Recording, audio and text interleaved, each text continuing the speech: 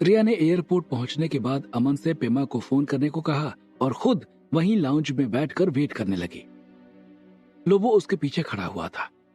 अभी भी रिया को यह नहीं समझ आ रहा था कि आखिर उसके दादू ने घर के किसी नौकर से उसे फोन करने को कहने के बजाय लोबो को तस्वीर भेजने को क्यों कहा, क्योंकि वो जानती थी कि बिना दादू के सहमति के उनकी फोटो लोबो के पास भेजना किसी के हिम्मत की बात नहीं है।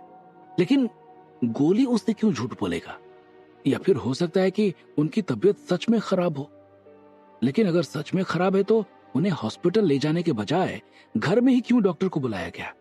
ऐसे कई सवाल उसके जहन में तैर रहे थे। वो भी इन सवालों के बारे में सोचे ही जा रही थी कि तभी अमन ने उसे आके सूचना दी कि पेमा गाड़ी लेकर बाहर आने वाला है और वो बस 2 मिनट में पहुंच जाएगा। तो तीनों वहां से बाहर आ गए। जब तक वो सारी फॉर्मेलिटी पूरी करके बाहर निकलते, पेमा अपनी गाड़ी लेकर आ चुका था। लोबो ने गेट खोला और रिया उसमें बैठ गई। अमन दूसरी ओर गेट खोलकर बैठ गया। डिक्की खोलकर उसने बैग वगैरह उसमें रखा और खुद आगे आकर बैठ गया और गाड़ी एयरपोर्ट से बाहर निकल गई। थोड़ी देर बाद गाड़ी रिया के सोसाइटी का गेट पार करके उसके बंगले के सामने आकर खड़ी हो गई। रिया और अमन उतरकर अंदर रुक गए और लोबो पेमा के साथ पार्किंग की ओर चला गया और वहां से दोनों गाड़ी की डिक्की के सामान निकालने लगे। रिया जब अपने दादू जगत प्रसाद के कमरे में पहुंची तो देखा कि सच में उन्हें वहीं बने इमरजेंसी रूम में रखा गया था।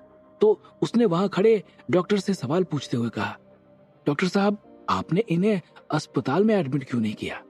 उसको अपने दादाजी को हॉस्पिटल ले जाने के बजाय यहाँ रखना थोड़ा अजीब लग रहा था। इन्हें कार्डियक अरेस्ट जब आया तो मैं यहीं था।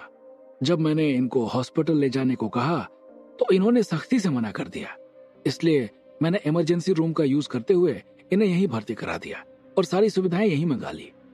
डॉक्टर ने रिया के सवाल का जवाब देते हुए कहा। रिया को वहां हो रही कोई भी बात समझ नहीं आ रही थी। पहले प्रोजेक्ट के सफल होने पर भी इनका खुश न होना, फिर अपने तबीयत की सूचना उसकी बजाय लोबो को देना, कार्डियक अरेस्ट होने के बावजूद अस्पताल जाने से मना करना, ये सब बातें रिया को खाया जा रही थी। अब इनकी तबीयत कैसी है? डॉक्टर के इतना कहने पर उसने सवाल पूछते हुए कहा, अब ये पहले से बेहतर है, तेजी से सुधार हो रहा है। ये बेहोश नहीं है बल्कि सोए हुए हैं। डॉक्टर ने रिया के सवाल का जवाब देते हुए कहा। डॉक्टर रिया को ये बता तो रहा था, लेकिन उसकी आवाज में कुछ सकपकाहट महसूस हो रही थी, जिसे रिया बखूबी समझ रही थी, लेकिन वो इस बारे में अभी कोई बात नहीं करना चाह रही थी। कुछ देर तक वो वहीं खड़ी रही और फिर अपने पीछे खड़े अमन की ओर मुड़कर देखते हुए बोली, अमन, कल सुबह के लिए डॉक्टर त्रेहन का अपॉइंटमेंट ले लो, हम दादू को वहीं दिखाएंगे। अमन ने ठीक है कहते हुए सिर हिलाया और फिर रिया ने उसे घर जाने को कहा। रिया का निर्देश पाने के बाद अमन वहां से निकल गया। अमन जब नीचे जा रहा था तो उसे ऊपर आते हुए लोबो दिखाई दिया, जो कि किसी से फोन पर बात कर रहा था, और उसने लोबो के मुंह से नाटक बढ़िया करते हैं सुना, जो वो किसी से फोन पर मुस्कुराते हुए कह रहा था। तब तक लोबो की नजर अमन पर पड़ी और वो चुप हो गया और अमन की तरफ देखते हुए कान में फोन लगाते हुए निकल गया। अमन जब नीचे पहुंचा और पार्किंग की ओर बढ़ा तो देखा पेमा अपने फोन में कई तस्वीर देख रहा था, लेकिन शीशे बंद होने से साफ दिखाई नहीं दे रहा था कि आखिर वो क्या देख रहा था। और अमन ने शीशे पर ठक ठक दस्तक दी। अमन के दस्तक देने से पेमा थोड़ा सा हड़बड़ा गया और उसने फोन को जेब में रखते हुए कांच नीचे किया और अमन की तरफ मुस्कुराते हुए देखकर बोला, घर चलें अमन बाबू। अमन ने सहमति में सिर हिलाया और गाड़ी के आगे से घूम कर आकर उसके बगल वाली सीट पर बैठ गया और पेमा गाड़ी लेकर वहां से निकल गया। रिया ने अपने दादू जगत प्रसाद के माथे पर हाथ रखकर सहलाते हुए कहा, सोचा कि अब जल्दी ठीक हो जाओगे दादू। वो उनके पास बैठी उनके माथे को सहला रही थी। तब तक लोबो भी ऊपर आ गया था। लोबो को देखकर रिया ने उससे कहा, तुम जाके खाना खाकर सो जाओ लोबो, मैं दादू के पास रहूंगी। और साथ ही उसने डॉक्टर की ओर देखते हुए कहा, आप भी जा सकते हैं डॉक्टर साहब, एक नर्स को यहाँ छोड़ दीजिए, बाकी मैं हैंडल कर लूंगी। रिया का निर्देश पाने के बाद डॉक्टर और उसके साथ खड़े कुछ लोग तो निकल गए, लेकिन लोबो वहीं खड़ा रहा। रिया ने जब उसे जाते नहीं देखा तो उसने फिर से उससे कहा, जाओ लोबो, मैं दादू का ध्यान रख लूंगी। मैम, मैं साहब के साथ ही रहूंगा। लोबो ने बिना हिले जवाब दिया और उसकी तरफ एक टक देख रहा था। उसे लोबो की आंखों में ढीठपन नजर आ रहा था, इसलिए रिया ने ज्यादा सवाल जवाब करना ठीक नहीं समझा और वहां से उठकर अपने कमरे की ओर चली गई। रिया के जाते ही जगत प्रसाद ने अपनी आंखें खोली और एक कुटिल मुस्कान उनके चेहरे पर बिखर गई, जो कि ये बता रहा था कि उनका मिशन सफल हो गया है। देवयानी के मुंह से राज्य रक्षक की मृत्यु की सूचना पाकर शक्तिमौली का मन थोड़ा सा विचलित हो चुका था। वो जानता था कि शायद देवयानी ये बात जानती है कि नहीं जानती है, लेकिन पारद का संबंध इंद्रनगर में रहने वाले हर व्यक्ति के साथ जुड़ा हुआ है, और अगर पारद इंद्रनगर वापस नहीं आया तो न सिर्फ इंद्रनगर बल्कि वो भी तबाह हो जाएगा, क्योंकि उसको भी ऊर्जा पारद से ही मिलती थी।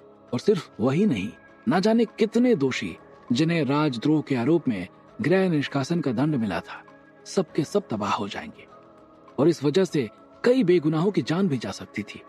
उसने देवयानी को वहीं खड़ा रहने को कहा और खुद अपने महल के अंदर चला गया, जिसने उसे अपने दम पर कलिस्टो के मूल निवासियों के साथ खड़ा किया था। चूंकि शक्तिमौली की ही वजह से उनका ग्रह बर्बाद होने से बचा था, तो शक्तिमौली का आदेश ही उनके लिए ईश्वर का आदेश था। वो ही उनके लिए राजा, मंत्री, प्रधानमंत्री, सेनापति, सैनिक सब कुछ था। वो लोग सिर्फ वो काम करते थे जिसका आदेश शक्तिमौली की तरफ से दिया जाता था।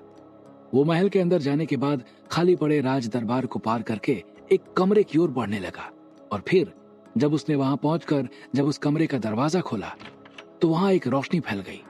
शक्तिमौली ने उस रोशनी के केंद्र के अंदर हाथ डालकर एक पत्थर निकाला, जो कि उस रोशनी का स्रोत था। उसने वो पत्थर देते हुए राज्य रक्षक आदित्य के उन शब्दों को याद किया जो उसने उसे ऊर्जा का स्रोत देते हुए कहा था। मैं जानता हूं युवराज कि आप निर्दोष हो, लेकिन न मेरे पास और न ही आपके पास इस बात का कोई सबूत है कि आपने वो घृणित कार्य नहीं किया है जिसका लांछन आपके ऊपर लगाया गया है। ये लीजिए, मेरी तरफ से आपके लिए जीवन रक्षक। जब तक आप इसे संभाल कर रखेंगे, आपको अपने जीवन के लिए संघर्ष नहीं करना पड़ेगा। और फिर एक चक्र जैसी आकृति बनाकर शक्तिमौली को उठाकर फेंक दिया था। शक्तिमौली के कान में अपनी ही आवाज गूंज गई और उसने वो पत्थर उठाकर वहीं रख दिया और बाहर निकलने के लिए मुड़ा तो देखा देवयानी उसके पीछे खड़ी थी। देवयानी को वहां खड़ा देखकर वो बहुत जोर से चौंका और हड़बड़ाते हुए कहा, तुम यहाँ? तुम्हें किसी ने अंदर आने से रोका नहीं? देवयानी ने जब उसे ऐसे हड़बड़ाते हुए देखा तो उसने जवाब देते हुए कहा, हड़बड़ाइए मत युवराज, मैं आपसे ये ऊर्जा का स्रोत लेने नहीं आई हूँ, अपितु ये समझने आई हूँ कि अगर इंद्रनगर तबाह हुआ तो कुलगुरु से मिलने वाली ऊर्जा भी खत्म हो जाएगी और आपके साथ वो मासूम भी खत्म हो जाएंगे जिन्होंने आपको अपना ईश्वर मान रखा है। मुझे यहाँ आने से किसी ने इसलिए नहीं रोका क्योंकि आपने उन्हें आदेश नहीं दिया था। आप अगर अपना और इंद्रनगर का नहीं तो कम से कम इन मासूमों का तो ख्याल कीजिए युवराज। कहते हुए देवयानी ने फिर से शक्तिमौली से निवेदन किया, मुझे सबका ख्याल है देवयानी, लेकिन मुझे तकलीफ सिर्फ इस बात की है, मुझे राज्य रक्षक आदित्य के अलावा और किसी ने निर्दोष नहीं माना। मेरे मन में हमेशा ये टीस बनी रही कि जिस इंद्रनगर के सीमा विस्तार के लिए मैंने अपना रक्त पानी की तरह बहाया, उसी इंद्रनगर से मुझे बिना सफाई देने का मौका दिए हुए एक झटके से निष्कासित कर दिया गया। कहते हुए शक्तिमौली की आंखों में आंसू आ गए थे और फिर उसने अपने आप को संभालते हुए आगे बोलते हुए कहा, युवराज रुद्रदेव और परमदेव अब तो काफी बलिष्ठ हो गए होंगे। अब उसे अपने राज्य की याद आने लगी थी। उसके सवाल पूछने के बाद देवयानी ने हाँ में सिर हिलाते हुए उन सारी बातों का वर्णन किया जिससे शक्तिमौली अनजान था। वो जानती थी कि युवराज शक्तिमौली अब भी अपने हृदय में इंद्रनगर को बसा कर रखते हैं, और अगर उन्होंने इंद्रनगर को अपने हृदय में ना रखा होता तो यहाँ के हर पत्थर की नक्काशी, सिंहासन की वास्तुकला, राज दरबार, हर कोई चीज इंद्रनगर के राजमहल से मेल ना खाती। जब देवयानी का ध्यान इस ओर गया तो उसने समझ लिया युवराज बाहर से सख्त बन रहे हैं और अंदर उनकी अभी भी पीड़ा भरी हुई है। मुझे बस उसी पीड़ा को बाहर निकालनी होगी, और देवयानी ने ये कार्य करके भी दिखाया था। देवयानी की बातें सुनकर शक्तिमौली के नेत्र सजल हो चुके थे। उसने अपने आंखों से बहते हुए आंसुओं को संभाला और देवयानी की ओर मुखातिब होकर बोला, आओ तुम्हें मैं एक दृश्य दिखाता हूँ। कहते हुए वो देवयानी को लेकर महल के छत की ओर चला गया। वहां जाकर जब उसने महल के चारों ओर लगे पर्दे को जब सरकाया तो उसे देखकर देवयानी की आंखें फटी की फटी रह गई। वहां एक पूरा शहर बसा हुआ था और महल की छत से वो साफ दिखाई दे रहा था और वो पूरा शहर इंद्रनगर की तर्ज पर ही बसाया गया था। जैसे ही शक्ति मौली ने वो पर्दे हटाए, देवयानी ने देखा कि शहर के बीचों बीच लगे एक खंभे नुमा आकृति से आग जैसा गोला उठा और आसमान में जाकर फट गया और महल के चारों ओर फुलझड़ियों की बरसात हो गई। ये उनका अपने ईश्वर को प्रणाम करने का तरीका था। शक्ति मौली ने पर्दे बंद किए और देवयानी की ओर मुखातिब होते हुए बोला, मैं राज्य रक्षक को ढूंढने में तुम्हारी मदद करूंगा, लेकिन मेरी एक शर्त है। कहते हुए उसका चेहरा गंभीर हो चला था। आखिर क्या है शक्ति मौली की शर्त, और क्या समय रहते देवयानी बचा पाएगी इंद्रनगर को? क्या होंगे इन सभी सवालों के जवाब? हमें कमेंट करके जरूर बताएं और आगे की कहानी जानने के लिए सुनते रहिए भूमिपुत्र, सिर्फ पॉकेट एफएम पर।